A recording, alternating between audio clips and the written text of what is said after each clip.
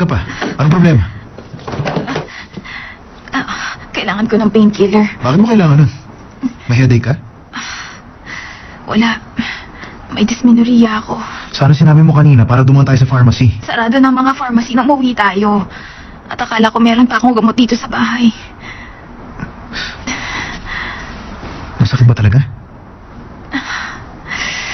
Gusto mo bang dalhin kita sa ospital? Walang pumupunta sa ospital dahil sa dysmenorrhea. Dapat lagi ka may stock ng gamot dito sa bahay. Titiisin ko na lang to.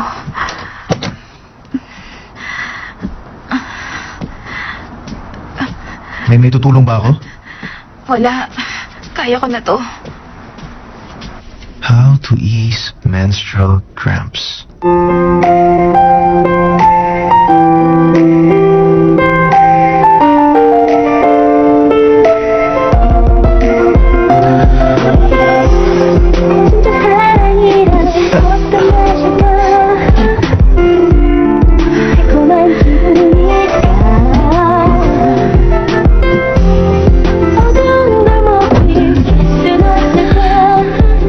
Inumin mo ito. Ano yan? Ano ba yan? Ano, Julian? Kaya mo pa ba? Ganito talaga ako. Kapag may dysmenorrhea. Hetong ginger tea. Inumin mo para mabawasan ang sakit. Sige na.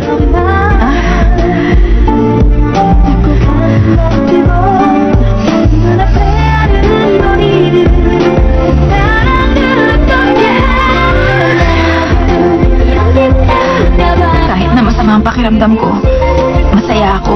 Dahil meron akong isang kaibigang lalaki na willing mag-alaga sa akin. Hindi bagay sa'yo maging madrama.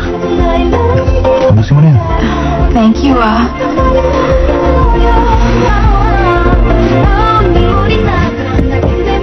Gising ka pa?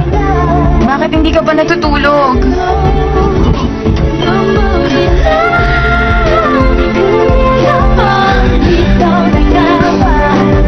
Hindi ba nakatulong yung tea?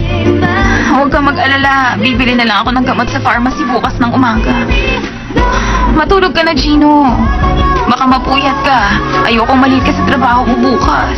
Sunday bukas. Ay, oo nga pala.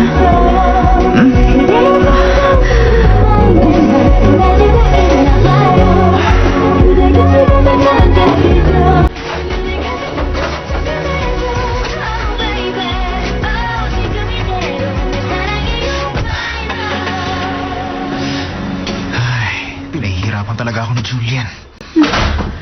Oh, Gino, you're here. Si Amy, umuwi pa siya para i-comfort ka. Gino, Oh, bakit? ano ba nangyari kanina? I heard you went to a party, Gino. At meron ka raw ibang ka-date. Katrabaho ko siya kaya kami magkasama. Ayoko pa rin sa kanya.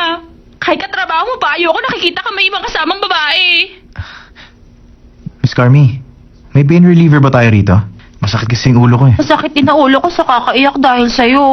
Nag-headache ka ba dahil sa pag-iisip sa akin? Siguro nga. Kawawa naman ang Gino ko. Hindi naman.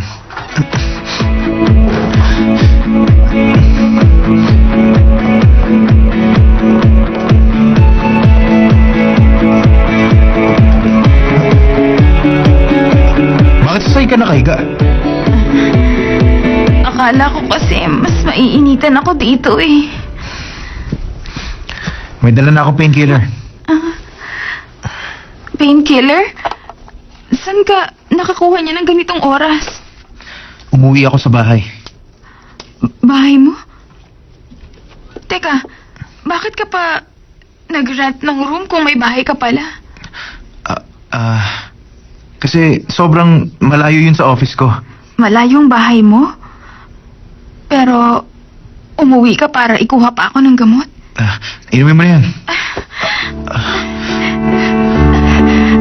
I love you. I love you, my best friend.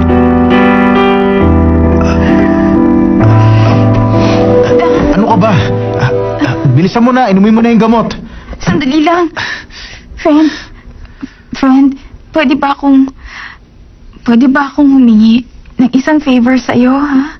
Please, Gino.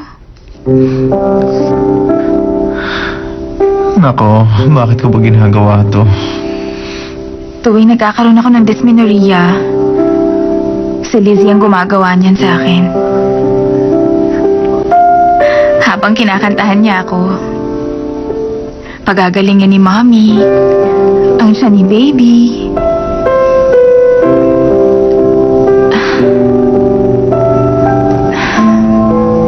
Lagi siyang nasa tabi ko kapag may sakit ako.